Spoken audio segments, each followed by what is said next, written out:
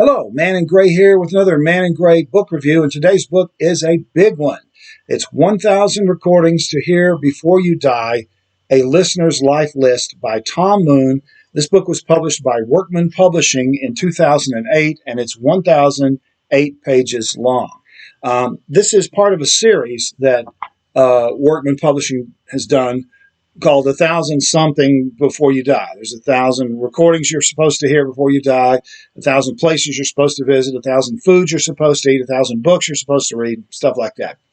And it's essentially a reference book. So I want to start off by saying the title is wrong. Okay, we're not living in an Orwellian world, at least not yet. So you don't have to listen to anything before you die. There's some people that don't like music at all.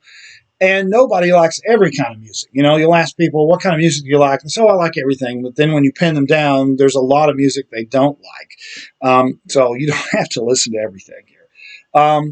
Now, a little background here about me reading this book. A few years ago, I had surgery on one of my feet. And as a result, I had to spend a little over a month, about a month and a half, flat on my back with my legs stuck up in the air.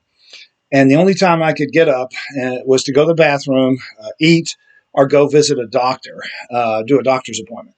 And so I had a lot of free time on my hands. And so what I did during that month and a half period when I was immobilized was I watched all 85 episodes of Batman, the animated series, and I read this book. But I also went further than that. I also listened to one track from all 1,000 recordings that Tom Moon recommended here. And that turned out to be a far more daunting task than reading the book. I thought, well, this will be easy. You know, I'll just listen to one track from each one of these, and that way I'll be able to kind of see whether it's worth listening to. And that turned out to be far harder than actually reading the book. Now, of course, this being a reference book, you're not supposed to really sit down and read this thing from front to back like I did. You'd have to be kind of a nut to do that, and I guess I was. But, you know, I thought, well, I've got all this time where I'm stuck on my back. Let me do this. So I'm going to give you a few thoughts about this because not only have I read the entire book and read all 1,000 entries, I've also listened to all of the records, at least one track from all the records. So first of all, the kudos. I have to tip my hat to Tom Moon. Tom Moon is a jazz saxophonist who played back in the day with Maynard Ferguson's orchestra, so he knows jazz forwards and backwards. He has a deep knowledge of jazz. So the jazz recommendations there you can put to the bank. He's also for years was the music critic for the Philadelphia Inquirer newspaper. So he listened to a whole bunch of popular rec type music as a critic for the newspaper, and he's also reviewed albums for Rolling Stone and a number of other things. He's also a contributor to National Public Radio's All Songs Considered show. So he has a pretty deep background in music. And the reason I'm tipping my hat is not only is he, a talented writer and a knowledgeable musician, very few of these kind of record guides that are multi-genre are written by one person. Usually there's a committee. You have an overall editor, and then you have one person who writes about jazz, another one who writes about classical, another one who writes about hip-hop, another one who writes about rock, another one who writes about country, and so forth. And then they're all kind of put together by an editor. But Tom Moon wrote all of this himself. He listened to all of these hundreds and hundreds of recordings in all these different genres and wrote this book. So I've got to give him credit for that, even though I don't always agree with his decisions. But that's going to happen. The part of the fun of a book like this is to argue with it. Like, how can this be in here and this one not be? You see this with lists of best movies and whatever. People argue about that. I do have a few, that being said, I do have a few bones to pick with Mr. Moon. And one of them has to do with, like I said, the daunting task of listening to all these records. If you're going to call a book 1,000 recordings you have to listen to before you die, they should be readily available. And I thought, well, this will be easy. I'll just, look them up on Spotify or YouTube or whatever, some source like that, some site. And I could. Most of them I was able to listen to at least one track from a whole bunch of these, but there were a handful of records, maybe a dozen or so, that were really, really hard to find. And one in particular that I spent weeks trying to track down. I finally did. It was the very last record that I listened to, and it was an enormously difficult challenge. And it's a record that was called Hot House.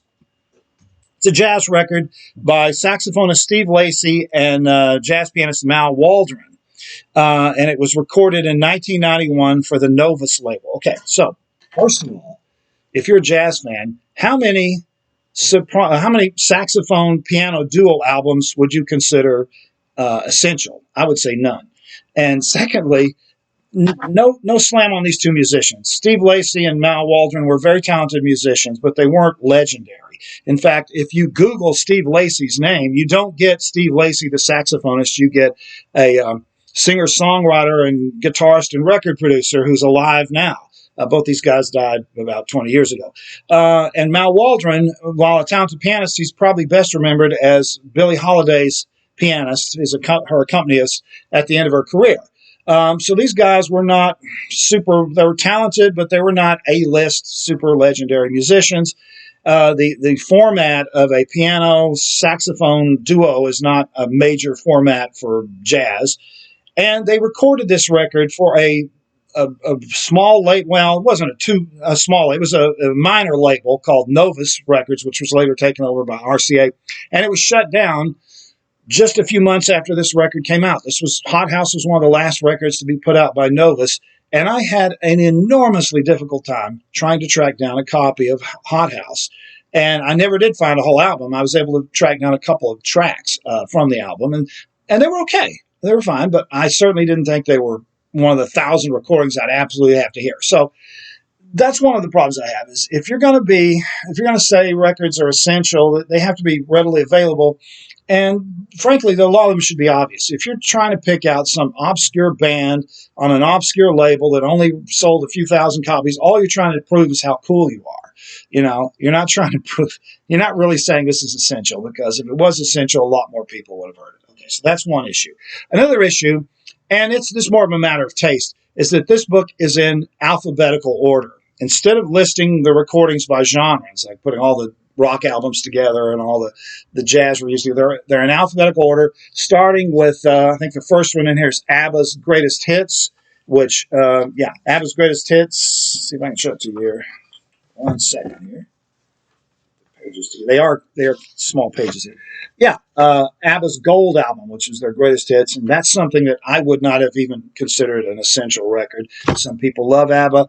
I was a teenager in the 70s when these ABBA records came out, and I've spent most of my adult life trying to avoid listening to ABBA records. Every time I go into a grocery store and one's playing, I'm tempted to turn around and go out, because I know that's a little harsh, but when I was a teenager, I thought, well, this ABBA epitomizes what's wrong with pop music now. Because, when I was a kid in the 60s, when you had Bob Dylan, the Stones, but you also had Frank Sinatra and Johnny Cash and all those people. And then suddenly you've got ABBA, where they do these overproduced songs that are with stupid lyrics that aren't really about anything important.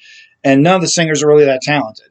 But they're catchy. They have these catchy little hooks. But there's more to music than just having catchy tunes, right? So anyway, it starts with ABBA. I'm sorry to rant about that. And if you're a big ABBA fan, then I'm sorry if I offended you. But, I'm not ever going to listen to ABBA if I don't have to.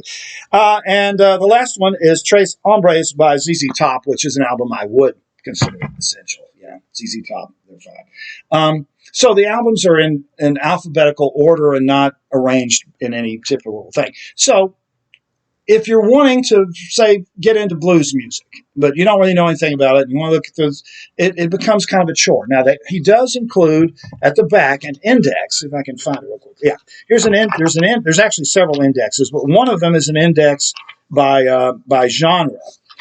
So there's a list of all. Yeah, okay. So yeah, there's one here. I'll show it to you. Yeah, here it is. Musical genre index. So it's got all the blues records listed and what page they're on, and then all the jazz records and all the country and all the hip hop and all the other stuff, electronic and everything. But you still have to flip back and forth through here to track all those down. So it does make it kind of a pain. Now I found it actually very enlightening when reading this front to back, because you start off with ABBA, a band that I can't stand, and I'm sorry. But I mean, you jump around from one genre to another. Then the next one is Moorish music from Mauritania. And then there's, there's AC/DC's Back in the Black, and so, hard rock. And then there's a John Adams, the classical minimalist composer, one of his records, a couple of his works. And so it's really fascinating when you're listening to one of these tracks, in order, jumping from one type to another music. But and sometimes the juxtaposition is interesting. But it would be a lot easier if you were interested in types of records if they weren't listed this way. It might also be more handy if they were listed in chronological order, because that way you'd at least know where to kind of start. If you're interested in 20th century, it's going to be near the back. If you're interested in 1600 music, it's going to be up here. But they're just alphabetical, so it's kind of a pain if you're trying to find a particular album or whatever. Right? All right, so anyway, Tom Moon, I don't want to be trashing it completely. It's a really good book, very enlightening. I don't agree with all of his recommendations. Obviously, no one will.